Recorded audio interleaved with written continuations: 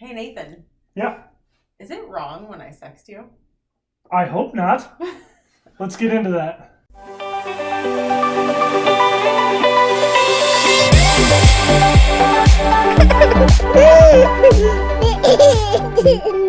Hey, I'm Andrea. I'm Nathan. And you're joining us for Family Friday. I forgot what That's day the it one. is. That's the one.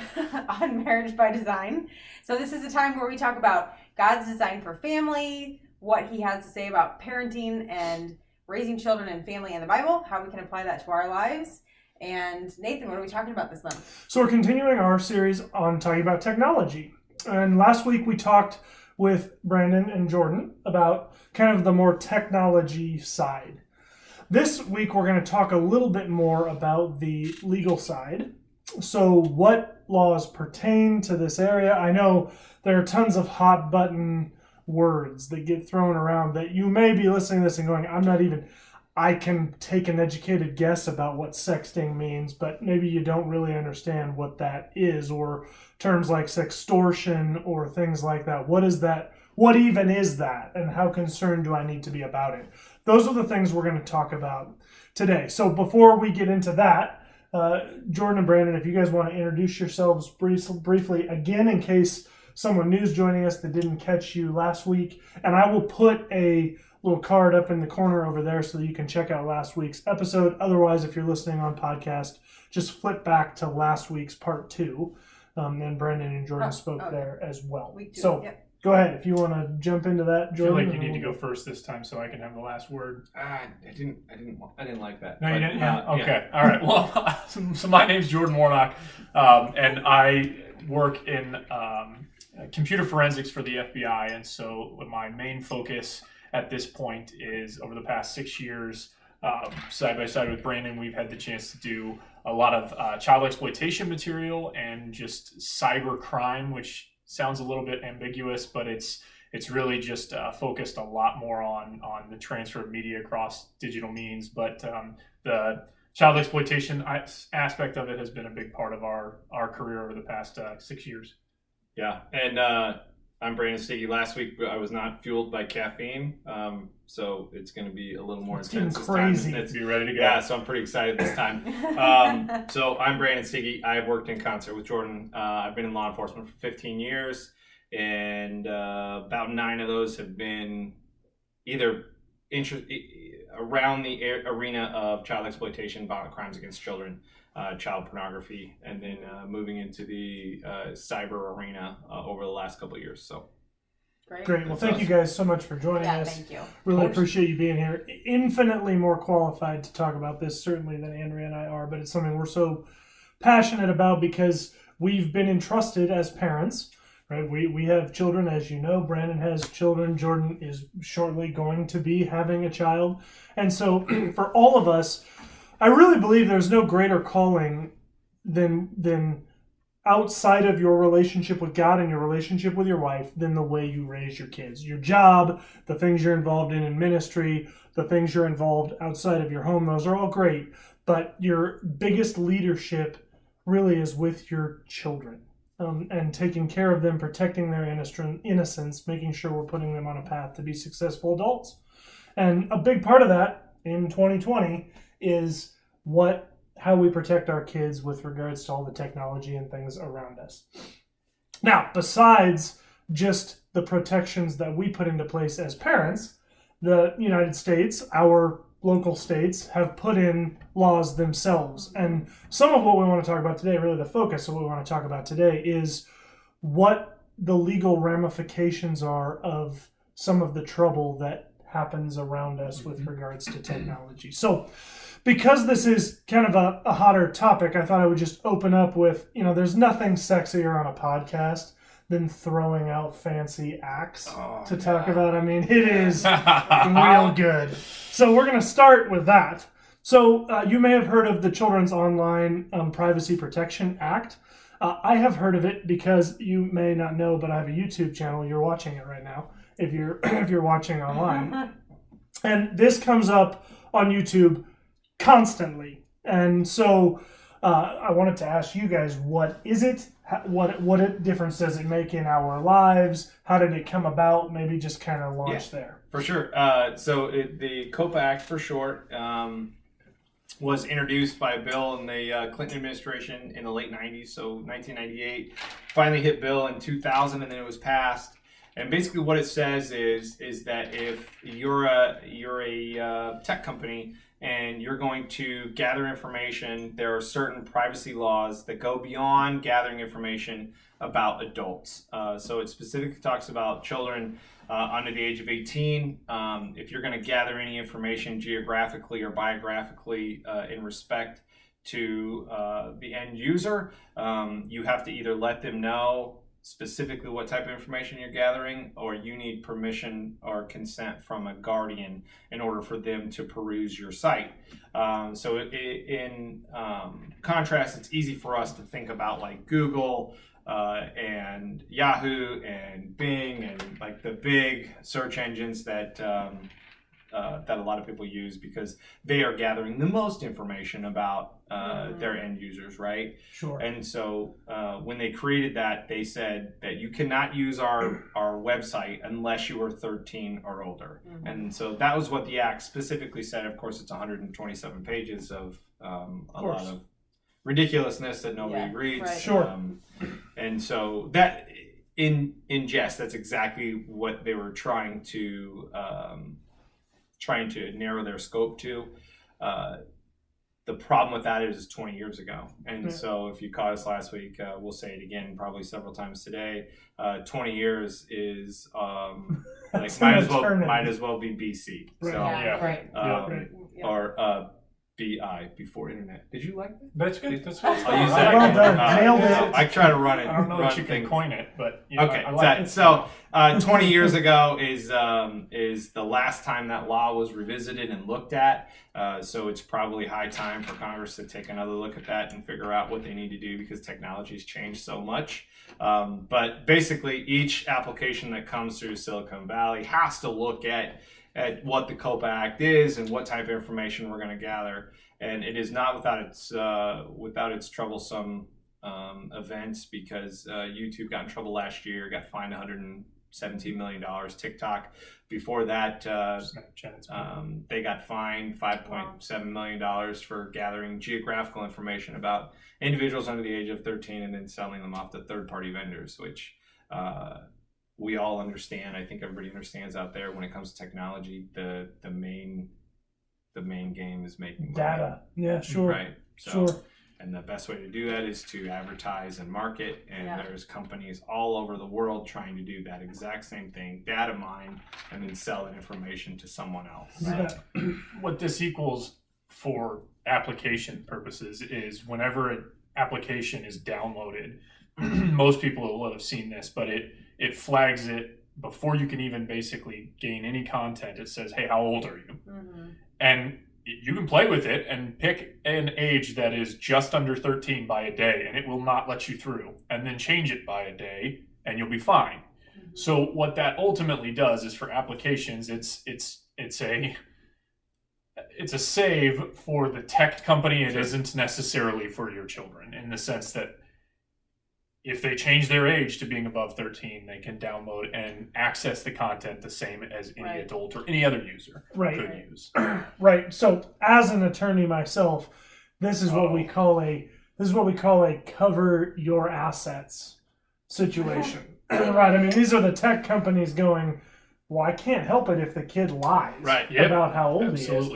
But of course, the problem is, we were talking about this before. You know, when you and I were kids, was right when Marlboro and all the rest were getting in big trouble because they were saying, well, no, we're advertising to those over 18. But if you ever watched a Marlboro advertisement, it's like a guy on a Harley picking up a girl, and he might have looked like he was 35, but the advertisement was clearly not for 30-something-year-old people. Yeah. It's kind of the same thing, where if you watch an advertisement for TikTok or for some of these other apps, as a 30-something guy, I look at that and go, that looks like a child's plaything. Right. Yeah. Right. The problem is, so do children. Right. And so they get on there and they just change their age. Right. Mm-hmm. And so I think one thing that maybe we should talk about really quick is that these advertising companies are not they're not negligent to that fact either, nor are they naive. So they know that the end users that they're looking for are that up and coming 10 to 13-year-old range. Sure. Because the individuals that they're marketing to right now are not the people that are already using their platform. Yeah, that's right. I'm not going to market to my 17-year-old end user that's been using my platform for the last 4 years. You bet. I'm going to market to the next That's right. generation of That's users. right. That's right. So That's right. Not, frankly, unlike cigarettes. I mean, Absolutely. that's how that was. You gotta keep Is people coming in the door. you get them hooked on it when they're yet teenagers, and then you've got them, right? And we look back on that the whole cigarette industry now, and we think, oh, that's what a joke that is. Well, we're just doing it all over again. Yep. Because in a lot of ways, Right. the addictions. What was this? Do you remember offhand the statistic you shared about the number of kids that say they're addicted to their phones? 50%. 50% of Yeah. I don't remember what it was, high school students maybe. Teens. and that's got to be Teens. higher, whatever that Probably. stat That is. was, yeah, Has to be that higher. was a few years ago, and Yeah. that's just the ones that admit it. Yeah, those are the ones that are willing to sit down and take a poll and say, "Yeah, I'm addicted to my phone." Yeah, it's interesting. Brandon and I have had opportunities to talk to a lot of high school students, and along that subject, we don't necessarily get together all nationwide stats, but we ask them, how many of you guys would rather never have keys and have the ability to drive, but have a phone, or never have a phone and have keys and the ability to go wherever you want? And it is staggering how many people say, forget keys in a car. My parents will drive me wherever, but don't touch my phone. Right. Wow. Yeah, so this goes back to the article I posted up in the notes or in the show notes down below the episode. Jordan sent me that article from the Atlantic about how many teenagers are like, you can look at the statistics and go, this is great. Teen pregnancy is down, teen drinking is down, and all these things are down. But then you look at it and go, well, that's because no one ever goes anywhere. Right. They just sit in their home Yeah. and get into all the same trouble and worse But then on their phone. depression is up, suicide is up, Exactly. all that sort of Right. thing. Oh, it's social Exactly. media dependency. You have become dependent on looking at your phone. Yeah. And I'm sure we've all fallen victim to that too, where you just look at your phone and you put it away and you're like, What did I just see? what did I just look at? And we've done that before with like looking at the time, right? Where Yes. you're like, wait, I gotta look at the time Yes. one more time. And, Yeah. and Or so- the phantom phone rings, right? Like Yeah, you have it in for your sure. pocket, and you're like, "Oh, my phone's ringing." Like, no, it's not. Like Right. but we've got so used to this societal norm Sure. where that digital course. format becomes reality. Well, and we talked about this in week 1. When we're teens, was there anything you were addicted to? Really? I mean, just having a good time. right. Yeah, being outside, going There was out, nothing- doing something. Right. There was a rare person that had an addiction to anything when I was a teen. Now it's lots of teens have what they feel like is an addiction to their phones or to a certain app on their phone or whatever. And adults are the same. Yeah. We're not any better. Right. Yeah. Well, And we're dependent on information too, right? Right. So Yeah. Yep. Or the ding. Right? Right, When you hear right. your phone ding across the room, and it's like you have Yeah, that check moment of right like, now. what Stop. just Fear of happened? missing out. Right, That whole exactly. idea, Yeah, that's not healthy either. Right. But ultimately, as far as COPA is concerned, it basically what that equals out to for kids is if you're 13 and under, there are a number of applications that, by the letter of the law as it pertains to COPA, it's not actually legal. Yeah. It is in fact illegal for them to be in possession of those applications. The problem is Yeah. it just doesn't play out. yeah, and there that are way. amendments. There are amendments to play out that way. that COPA document or the COPA Act that have been revised when it comes to pornographic material. And I'll pick on Tinder because it's just an awful app. But that one you have to be 18, and it does the same exact thing. So if you want to go on that app and you sign up, it's going to ask you for your information. What is your age, right? And see, if you're not 18, you don't get on. But the click of a button, you're 18 and you're in. And Yeah, you're, sure. you get to do whatever you want. So Yeah, right. So this is a giant question, but it seems like I've read more about, now this is specifically with regards to child trafficking, but it seems like finally the exploitation of children is finding a front seat in a lot of the nation's conversation. Yeah. So as we talk specifically with regards to technology, what kind of things can you guys share about what's being done to really try and attack the exploitation of children through these applications and other technological means. I'll start. Yeah, I'll go take ahead. this one. I think overall we have to look at in last week's episode we talked about this a little bit too. Is globally we have to come together as the societal norm everywhere, right? And so this is not just a nationwide problem. A lot of our actual sex trafficking is coming, or child pornography productions and manufacturings are coming from overseas, where there are little to no regards for rules, online regulations. There is no FTC in Eastern European countries and Southern Asian countries. We're seeing a lot of our victims coming from there, but in the same regard, we have plenty of victims here in the United States. Here as local cases, we've seen it, and I think honestly, when it comes to prevention of that, is public service. And what I mean by that is Jordan and I have done this over the last course of the years. We go out and we try to get in front of as many people as we can, and we've educate.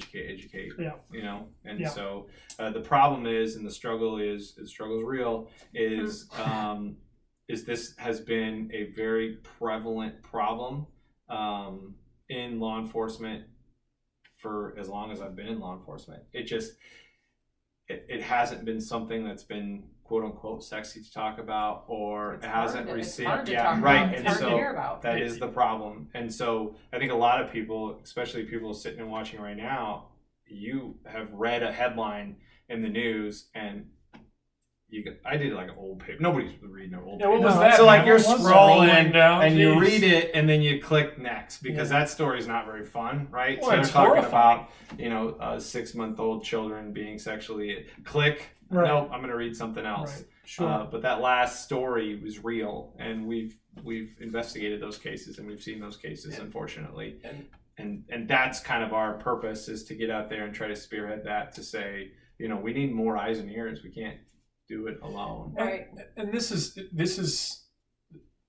let's just talk about some of the underbelly when it comes to law enforcement. This is a violation, guys. That anybody in law enforcement, there's so much imperfection in all walks of life because we're human. And there's aspects of law enforcement that aren't perfect. And the fact of the matter is it's comprised of human beings. Sure. Just like any other job. Sure. And so although there's a lot of conversation, and I'm not getting into that about their ability to do or not to do, when it comes to this violation, the people inside law enforcement are similar in that it's a very, very, very difficult conversation to have. Sure.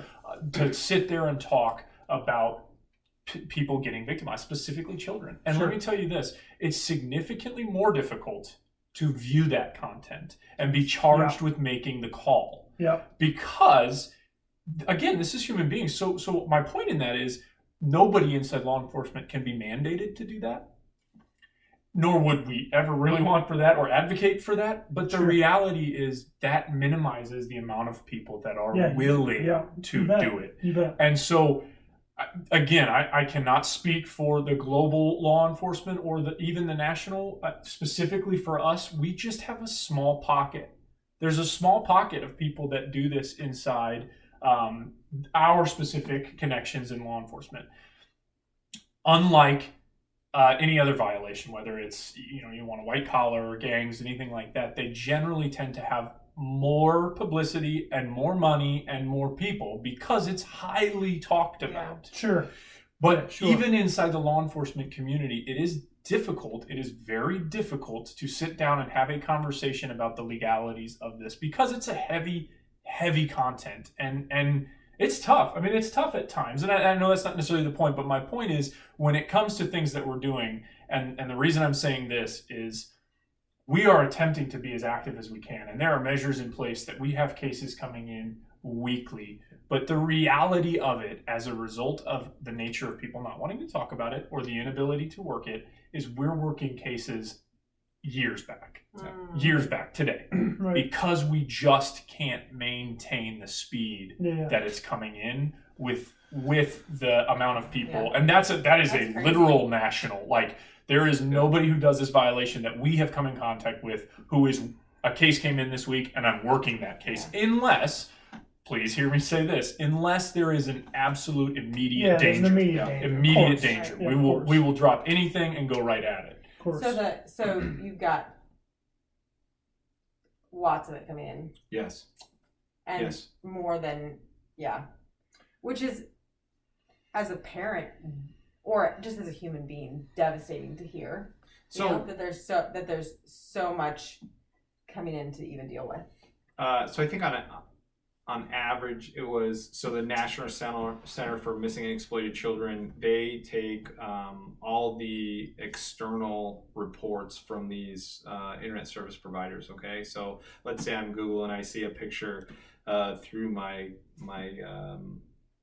application that I would maybe think is child pornography or something of the sort, child explicit in nature, and then they send it to that national repository. Then they feed it out to all these local law enforcement officers, and we would investigate those. And COVID has not helped with that, so a lot of people are at home, and these pictures, videos of real victims, and I have to say that real victims are being disseminated daily, to the point where on average it was like 150,000 a week that they were getting these reports. 250,000. They were up over 1 million a week. So they're getting 1 million reports a week at this repository for child pornography. Wow. And so yes, it's our activity is extremely high. And our resources are, if I'm just being 100% honest, they're poor. Like it is very, very easy to say, all right, and locally speaking here in Omaha, let's say we have 5 shootings. Okay, so what should we do? All right, we need to put together 5 gang detectives and go put them in there, or increase our police presence in North Omaha or South Omaha or wherever it is, West Omaha, wherever that. It is very difficult to geolocate where individuals are being sexually exploited, children. And it just doesn't get publicized. So it's tough, and again, it's just a hard violation because the sheer nature of it, frankly, for most people that come in contact with it, it is an unthinkable thought. Yeah. Right. Most people across any job, to and including law enforcement, it's almost unthinkable. And it makes it challenging to then generate a conversation, let alone, I mean, it's to the point where, like, when we review this stuff, screens have to be basically against everybody else, and like this content has to be very, very well maintained and secured, because we would never want a situation where we're either re-victimizing that individual or anyone else. But the problem is this content has to get out through the nature of the legal process. And so going back to Brandon's point, we have found when we go out and we speak to parents, kids, all about this content, one, they're aware of it, even whether they want to talk about it or not, they're aware of it. And 2, it helps us learn. The more time we spend out with them learning about what's really going on, is so much more valuable for us when we're back in that lab in a secure facility looking at something and trying to piece together the puzzle. And I'm, as someone that's not in law enforcement, but one of the things I think from my conversations that can make talking about, let's just use pornography in general, because let's be honest, a lot of times people that are creating the demand for child pornography didn't start in child pornography, right? They started in regular pornography, and as pornography tends to do, it takes you down this death spiral of perversion where you need the next high, the next high, the next high, and pretty soon that's where you're at.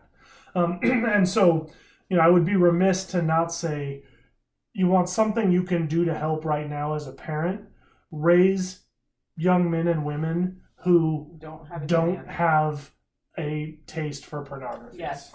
Because while this is probably an oversimplification, if no one wanted to click on any of those pictures, there wouldn't be any reason to create them. That's absolutely right. And how are we raising those kids to do that? Well, you're being so careful with what they're seeing, with what they're hearing, with the experiences that they're having on the internet, so that they're not at 9, 10, 11 viewing porn and that then becoming a normal Right. occurrence for them, Right. and then that, like you were talking about, that death spiral. So as parents, let's take the harder road of being so careful with our children, Yeah. so that they're not growing up to create the demand. Yeah. Mm-hmm. Yeah, that's right. And we try to, in our household, we try to materialize the online world as much as we can, right? So we try to give it a human face and a human sound to it. And I think if you do that on an elementary level, you can really reinforce that idea of, this is a real person that you're watching, right? This is a real couple that are engaged in sexual activity. This is a real child that's involved in this. And I can't tell you how many times I've interviewed a suspect and they're like, I would never hurt a kid.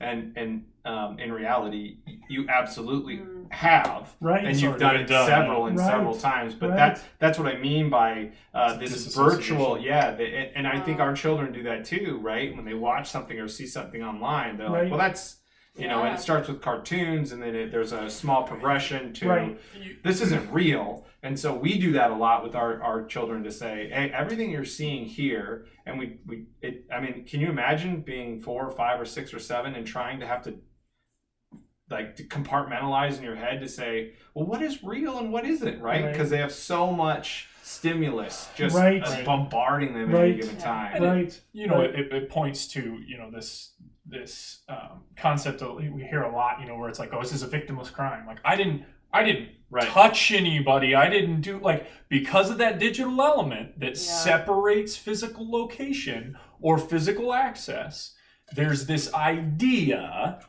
that it's victimless. The problem is that it just truly isn't. Right. It just truly isn't. Yeah. The nature of it doesn't allow for that to be a victimless crime. Well, for a child, they can't give. That's right. They consent. Can't give their consent for that because they don't even understand Absolutely. it. Right. And to be clear, even to quote unquote consenting adults, that's not a victimless thing either. No. Right. Agreed. Right. Right. No, that's good. So let me transition this a little bit because I think one thing that you talked about that I thought was so good is making it. That's right. Making it, Jordan. Are you gonna bring anything to the table? I'm gonna try harder. Okay. What I thought was so good was making it a real person. And so I want to transition this a little bit to cyberbullying because we hear quite a bit about that. And I think this is one thing where the internet has not been helpful. Right. Because, and you made a joke last episode that I thought was funny about, would you say something to Brandon directly that you wouldn't say to him by text? And it's the same thing, right? I can see somebody online that would be terrifying to me in real life. Right. But man, when we got the distance of the internet, I'll say all sorts of things about that person because there's no response. Yeah, right? normally there's not a consequence to an online response, right? So if someone was to write a comment in the bottom below, what was I going to say? If they want... got it. Yeah, click right? The link. No. So if someone was to write a comment in the comment section below, they have that ability to rename that anonymity, right? Yeah. And they get to say, why is he wearing a ridiculously loud shirt today, right? Well, he wears them every day, so and it matches his personality. So that's kind of the fun side, right? Then we all kind of feel that a little bit. Yeah. Not necessarily to that extreme, but we all like that ability to kind of say what we want, right? Have that ability to just kind of, I'm just going to float this out there and see if they like it or not. But it has come to a whole new level of realization for people to say and do whatever they want online and not have to worry about the consequences or ramifications. So, and it's it's interesting. He talked about the comments. Go to YouTube, pick any song, and then read the comments below it, and you will inevitably come across somebody who's just decides that their day they're gonna just rip that song apart. It could be the most popular song in the country at that time, but somebody will blast out some comment that's like, this song's terrible, I can't believe anybody would listen, my ears are burning. Something like that. But think about the situations now that we're talking about. What has happened for that person is they were given a voice. Yeah. That person now has a voice. And frankly, this is not a blanket statement, but many times we're talking about individuals who find themselves in a marginalized situation, who find themselves unable to get a comment, thought, or belief system out. And so they blast it out. Doesn't really matter what you say to me in response. Sure. What matters is that now I get the chance to say it. And Right. so I will say and do whatever I want. It's a similar concept to, maybe you have somebody who says something on a different political spectrum, and you go to sit down with them and you're like, hey, talk to me about that. And they're like, no, I don't Right. know. No. Right. They won't do it in person. And again, not blanket, but again, you're talking about the Sure. digital platform gives a voice to people that gives them the ability to say whatever they want, and Yeah, it frankly, at very little consequence. However, when it comes to cyberbullying, that has become enough steam has been sent around that, and there's been enough situations where it's hey, somebody sends a quick snap like, oh, this school sucks, I'm gonna blow it up.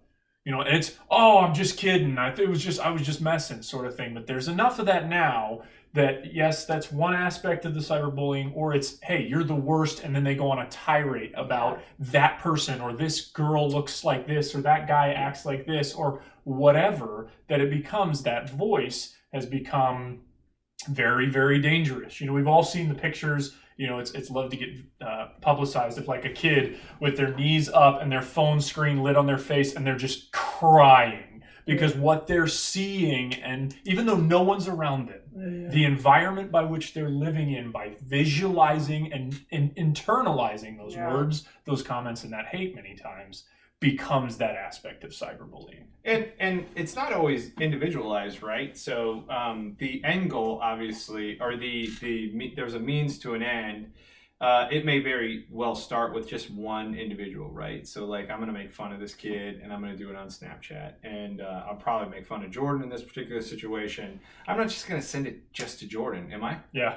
I wouldn't do that now. And so that's why cyberbullying is so dangerous. And the ramifications are just almost endless when it comes to that, because once that information has been disseminated, you can never give it back. Yeah. And so if I say Jordan is just absolutely ridiculous, and I send that out on whatever platform I want to pick, it's gone now. And then I send it to Nathan, and Nathan sends it to someone else, and then that guy sends it to someone else, and it just keeps, and it turns into this giant butterfly effect. No, that's not the right word. Giant.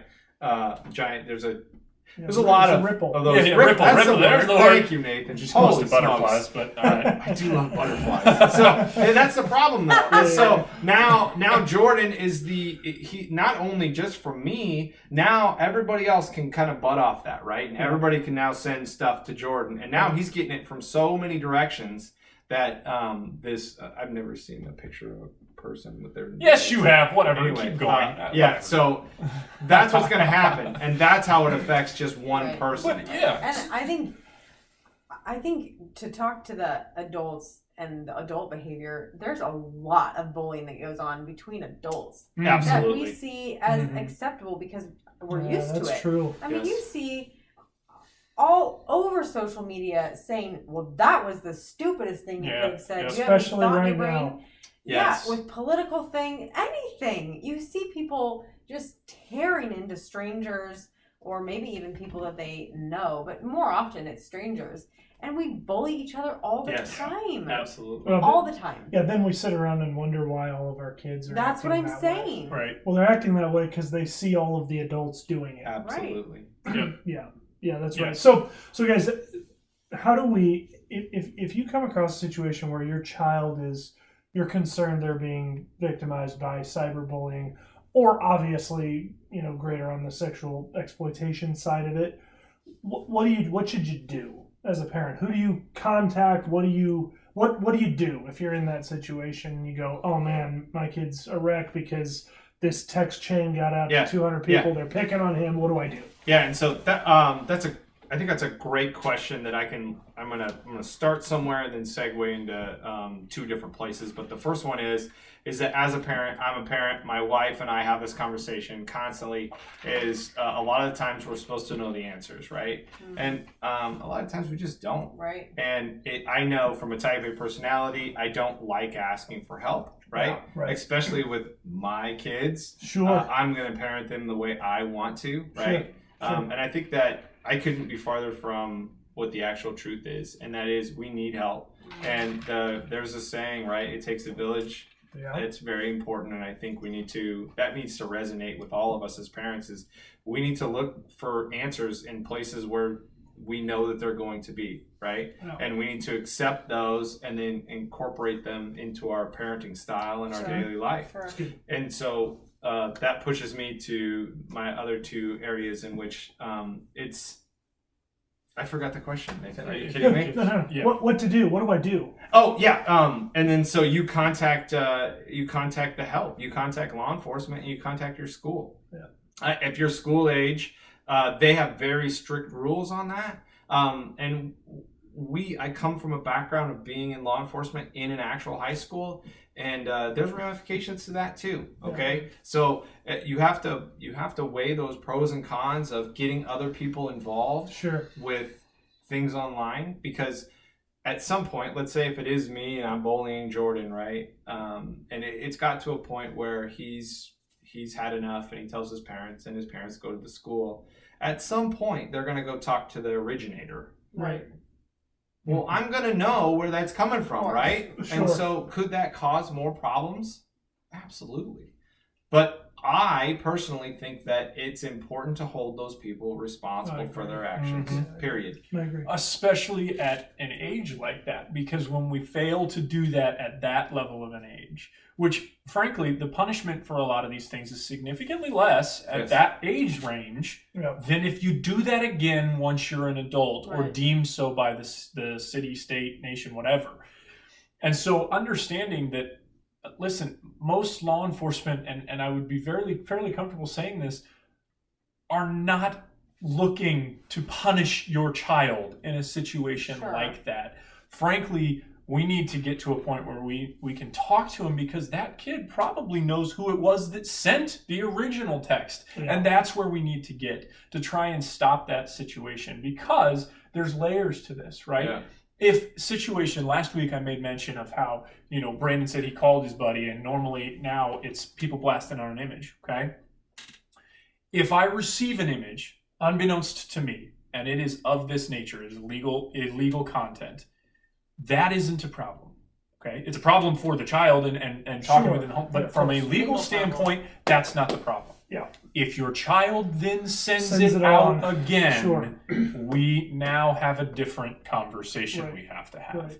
And that's where we're trying to get to the point where it's like, I'm not interested in hurting you because you're shocked, you're scared, and you don't really want to talk to parents, teachers, law enforcement of any kind. Sure. But there's situations where if we don't address it, and it continues to happen, and maybe now it's normalized for you because this is the 25th picture you've gotten, and you've become desensitized, there's a new problem that has been created, and that's where we've got to be able to bridge that gap of understanding, because a lot of this we're talking about, like cyberbullying or sextortion or any of that type of thing.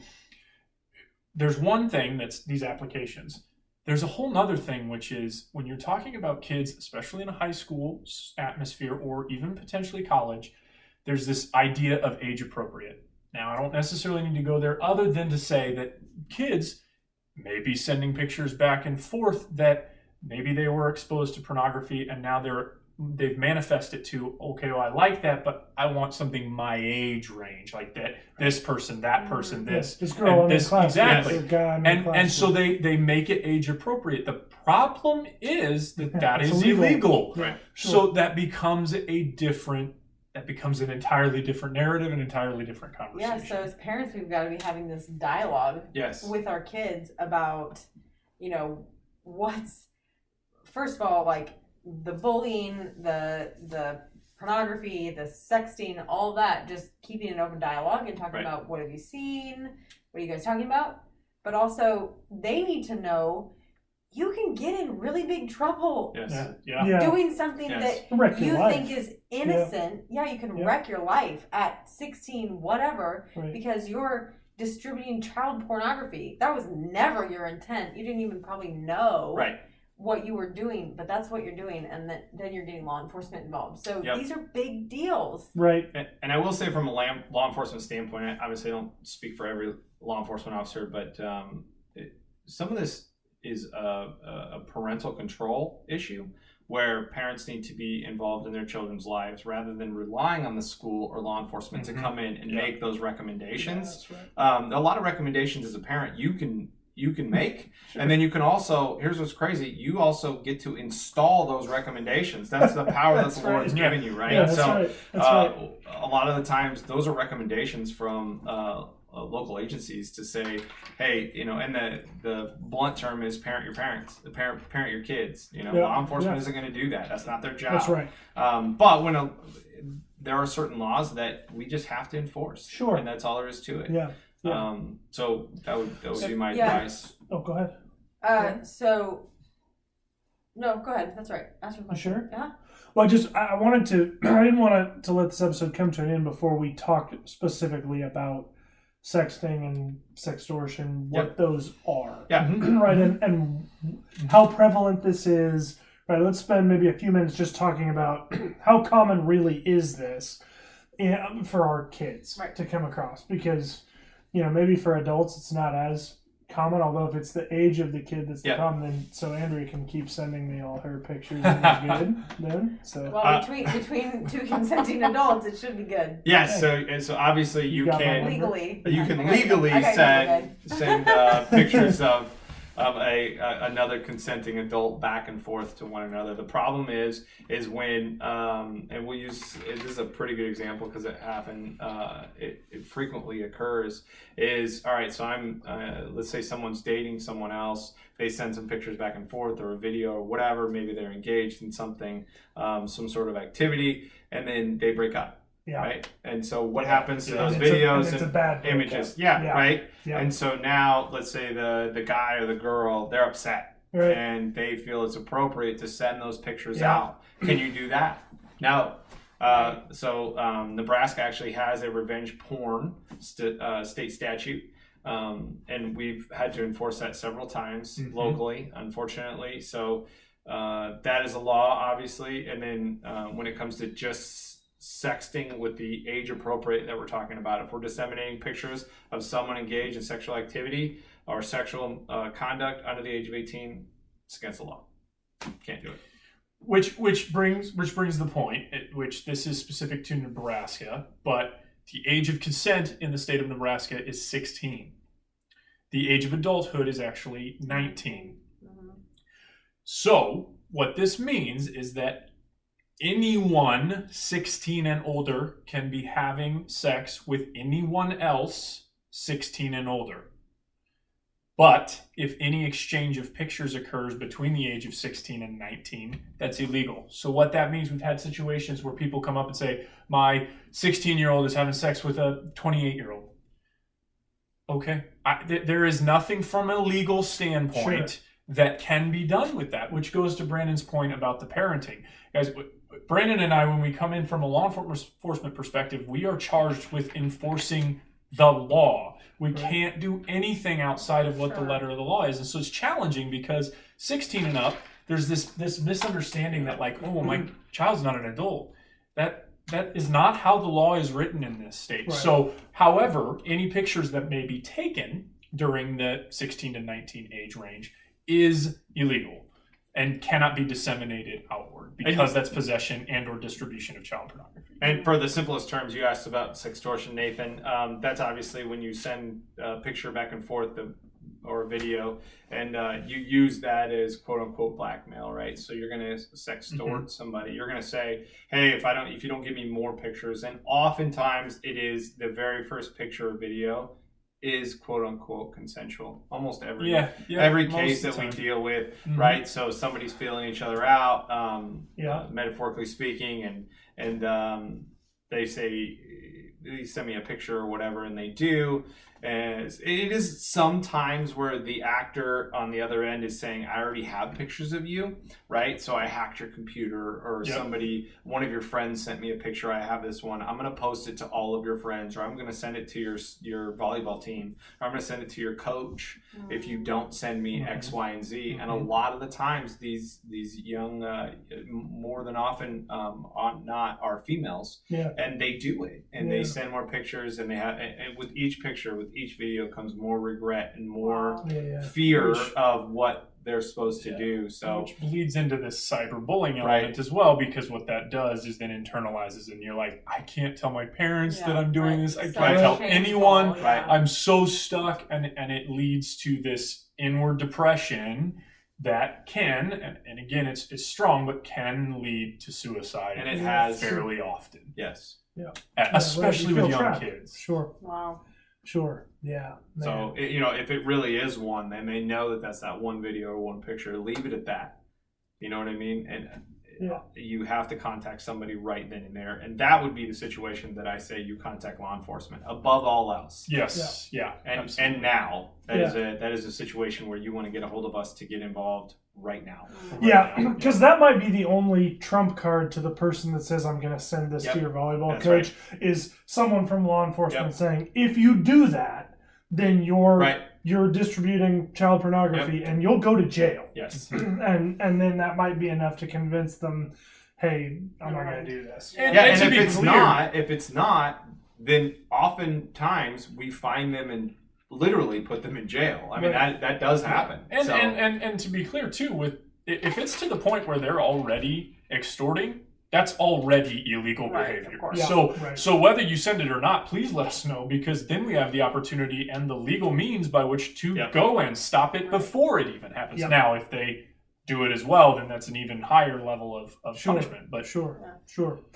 All right, guys. So each of you, if you would just take a turn and just give your kind of last words, that you would want to get out to the folks. And Babe, maybe while they're thinking about this, why don't you go first and just share what your thoughts have been over the last couple of weeks of being able to chat with them a little bit. My thoughts. We've heard a lot and hopefully learned a lot, but my biggest thought from all this is don't put your head in the sand and say, oh, it's just too much, or my child would never do that. No, maybe they wouldn't, but it's coming in. Right. It's more than likely coming in at them at some point. Yep. So don't bury your head in the sand. I'm going to be honest, don't be a lazy parent. And just say, oh, well, this is life, I guess. That's not what we're called to do. Open up some dialogue with your kids. Make sure you know what they're doing. Try to get a handle on that. Just don't bury your head in the sand. Yeah, that's good. Yeah, that's good. Jordan? Yeah, I mean, Andrea said it. I mean, there's tons of content here, and I know we were kind of all over, probably more so in this episode than last week. But there's mostly yours. But there's just a ton of content here with this type of just the legal system and this just type of violation. There is on multiple, but man, there's just not a more prevalent time for this conversation, given just the volume of communication that is done solely in the internet, cyber, digital, whatever you want to call it. And illegal or not, just the amount of content that is presented to everybody in this format now has become the norm. In fact, you are so antiquated if you don't have digital components in every aspect of your life. And so it just, the conversation needs to continue going. And I would say that before I forget, please post any questions, any communication to these guys, and they'll feed it back to us, and we'll do as best as we can to answer them, guys. I mean, listen, Brandon and I certainly don't know everything, but we have been doing this for a while. And it is. Brandon thinks he does. He's a little full of it, but honestly, this is something that's near and dear to us. This is something that we're charged not only with a job in doing, but it's personal. It's just, it matters to the next level. And so frankly, I just want to make sure that information gets out to you guys. But as far as this content, just be diligent, as Andrea said. Just make sure that you don't let all of the questions come to you.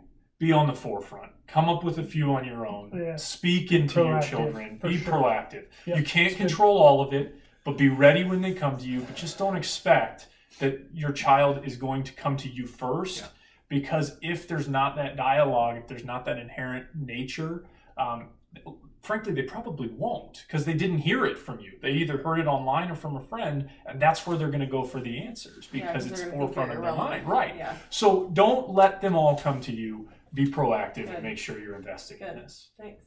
The lasting couple of comments that I'd like to make is, I know this whole segment was covered about legal, and we didn't really talk that much legal stuff, which is great. I think that's amazing, because I feel as though we get a lot of these questions about people who are like, what is this? What is the law? What does the statute say, right? And then we get up there and say, Nebraska State Statute 28.81310, blah blah blah, and the attorney gets up and starts reading, and everybody falls asleep. Those are every training I've ever had. Anyway. That's right. That's right. So that's not necessary, because we can simplify this. If it's right and it feels right, it's probably right. And we tell the youth that we talk to all the time that if it feels wrong, that's because it is. Yeah. If it doesn't feel right and you feel like you shouldn't be engaged, you shouldn't be involved with it, that's because you absolutely shouldn't. Yeah. And we don't have to complicate it by saying, well, these 3 statutes fit this particular law violation. No, absolutely not. You got a picture of somebody with their shirt off. You shouldn't have it. Don't have it. Tell somebody else. Right? I mean, that's how easy it comes down to. And the second...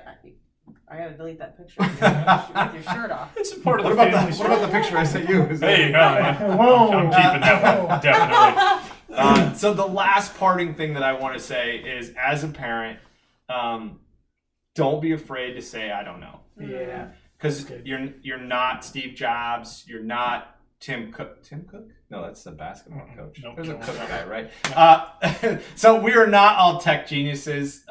There is things that you don't know, and I promise you that your child, whatever your audience is going to show you a lot more respect and a lot more understanding the minute you show them that you have vulnerabilities when it comes to the things that are the most vulnerable in your life. Yep, you're right. So You're right. Yeah. Were you going to say something? Go ahead, baby. I was just going to say thanks. Did you have a parting thought? Oh, well, no, I was just going to say, on building off what you said, it's been said for a long time that America's been great because we're good. And when we fail to be good, we'll fail to be great. And I think, for me, a key marker of how good a society is how we look out for the weakest among us. Yes. Mm-hmm. And I feel like we have taken a really disturbing turn in this country over the last 50 years with regards to how we identify and care for the most innocent and weak among us. Mm-hmm. And I feel like this is an area where it is difficult to talk about, but to just not is to say these real people in these videos, these real people that are being taken advantage of, they don't matter enough for me to have an uncomfortable conversation about. Yeah. And the really concerning thing is you're also telling your children these people don't matter enough for you and me, child, to have a conversation about what is acceptable and unacceptable behavior with regards to the things you consume. And I think that is just frankly going to be the death of the United States if we don't get our act together in that way, because, and we know it's true, the things that our generation sort of puts up with are embraced by the next generation. Yes. And the generation after, and pretty soon it's a complete disaster. And they look back and go, they look at our generation and go, much like how we look at the slave owning generation now. Right, we look at them and go, how could you possibly do something so stupid and horrible? Yep. And it's easy for us to look and do that.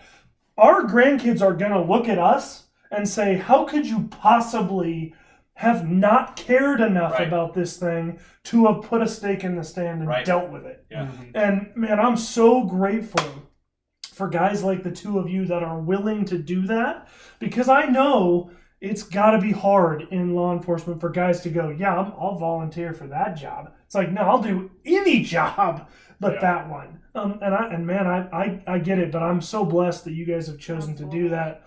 I'm blessed that you've chosen to be able to come on this ridiculous podcast and talk about something like this. And I hope for those that have caught it at home, I hope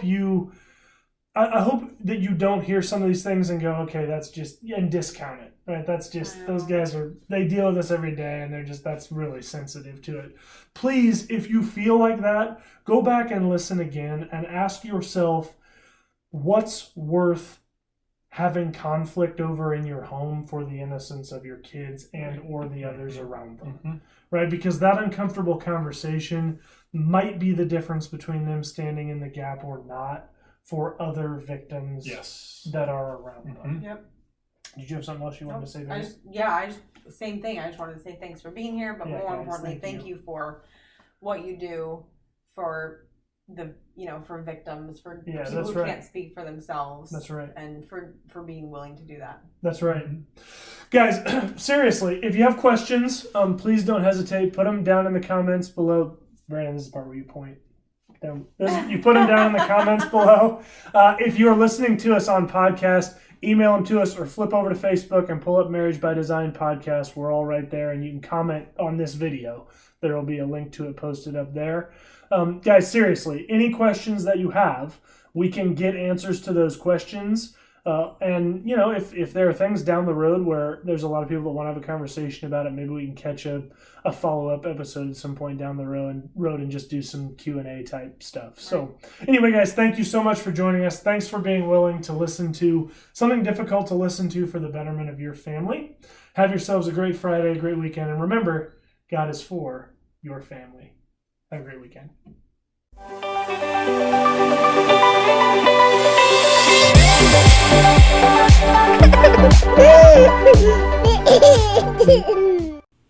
Hey, thanks for joining us on Marriage by Design. If you were impacted by this video, like it by hitting the thumbs up below.